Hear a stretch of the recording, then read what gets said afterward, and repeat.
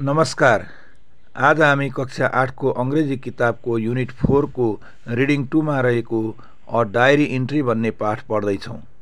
Diary entry भन्नाले दैनिकी प्रवेश भन्ने बुझिन्छ। यस पाठले एकातिर दैनिकी लेखनको ढाँचा प्रस्तुत गरेको छ भने अर्कोतिर एकजना नील नाम गरेका विदेशीले काठमाडौँबाट धादिङ जिल्लाको एउटा गाउँसम्म बसमा यात्रा गर्दा र त्यस गाउँमा बस्दा उनले गरेको अनुभवको वर्णन गरिएको छ। यो दैनिकी ती नील नाम गरेका लेखकले सन् 2022 को मार्च महिनाको 5 तारिकको दिन शनिबार राति 10 बजे लेखेका हुन्। लेखक पश्चिमी मुलुकमा हुर्किएकोले उनलाई नेपालको बारेमा खासै ज्ञान थिएन। नेपालको बारेमा सुन्ने बित्तिकै उनलाई नेपाल घुम्न आउन मन लाग्यो। सौभाग्यवश सन् 2022 मा उनको नेपाल भ्रमण गर्ने इच्छा पूरा भयो। लेखक सन् 2022 को मार्च महिनाको 5 तारिक शनिबारका दिन बिहान 7 बजे काठमाडौँबाट धादिङ जिल्लाको गाउँतिर जाने पुरानो बसमा एकजना नेपाली साथीसँग यात्रा गर्छन्। त्यो बस रङ्गी चित्रहरूले सजिएको थियो।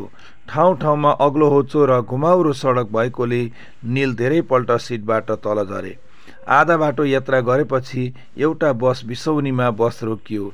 नीलले त्यहाँ कफी पिए। हातमा सारङ्गी लिएर नेपाली गीत गाउँदै दुईजना साना केटाहरू बसमा चढे। नेपाली समुदायको सामिप्यमा रहेको जस्तो अनुभूति भएकोले नीलले ती गायकहरूलाई 50 रुपियाँ दिए। एउटा नदी नजिकै भएको गाउँमा आइपुगेपछि नील र उनको साथी बसबाट ओर्लिन्छन् अनि उकालो पहाडतिर चढ्न थाल्छन्। अन्तिममा उनीहरू नीलको साथीको संयुक्त परिवार बस्ने घर भएको एउटा सानो गाउँमा पुग्छन्।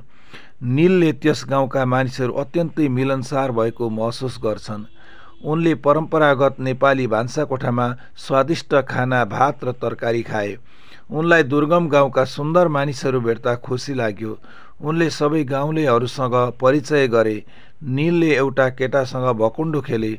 उनले भुटेको मकै र दाल दिउँसोको खाजाको रूपमा खाए। उनले गोरु र बाख्रा हेरे, साथै एउटा सानो पाठोलाई माया गरे। उनले एउटा पहाडको टुप्पोबाट हेर्दा देखेको दृश्य मनमोहक र अवर्णनीय थियो।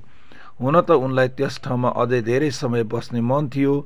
उनले फर्किनै पर्ने भएकोले सबैसँग बिदा माग्दै उनी दिउँसो 3 बजे त्यहाँबाट काठमाडौँतिर फर्के। पहाडबाट तल झर्दै काठमाडौँ फर्किने यात्रा अप्ठ्यारो थियो। गाडी थोरै थिए र भएका पनि खचाखच भरिएका थिए। स्थानीय बसले प्रमुख सडकसम्म ल्याइदिएपछि नील खाली सिट भएको बसमा चढे। 10 मिनेट जति बसमा निदाएर बिउजेपछि उनले सारङ्गी